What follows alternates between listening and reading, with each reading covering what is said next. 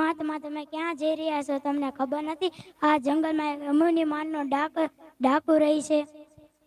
કઈ વાંધો નહીં, તે પણ મારી જેમ માણસ જ છે ને.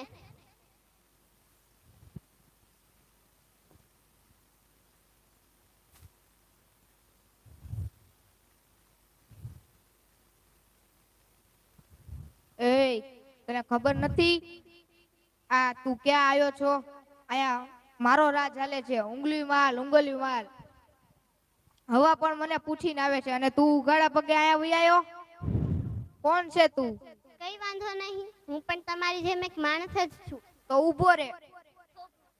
મને ખબર છે તમે મને મારવા ઈચ્છો છો, પરંતુ મારી એક નાની એવી ઈચ્છા પૂરી કરો.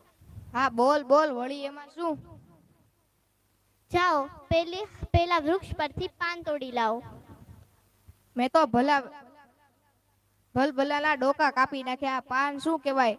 ઊભો રે, હમણાં જ તોડીને આવું.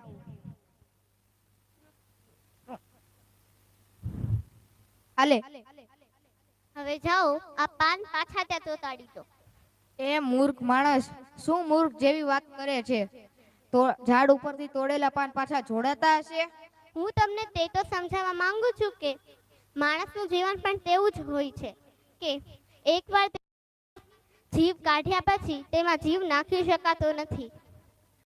એ મહાત્મા, આપ કોણ છો? આપનું નામ શું છે? આપ મારી ઉપર કરુણા વરસાવો. મને સૌ ગૌતમ બુદ્ધના નામેથી જાણે છે.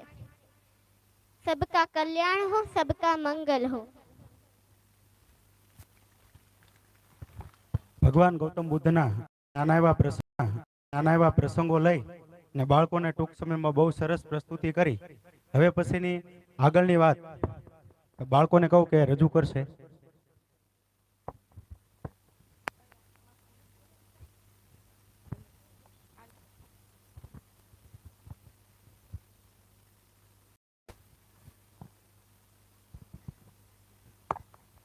હા ભાઈ, તે પણ સરસ સર્ચ કર્યું હતું.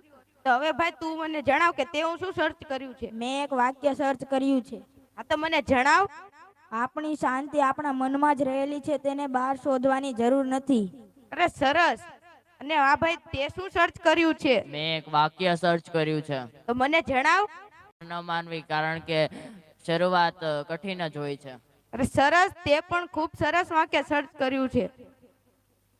તો જોયું, પેલા આ લોકો મોબાઈલ જોતા હતા ત્યારે તેમનું નુકસાન થતું હતું, પણ જ્યારે તેઓએ આ બુદ્ધ વિશે સર્ચ કર્યું ત્યારે તેને ઘણા ફાયદા થયા.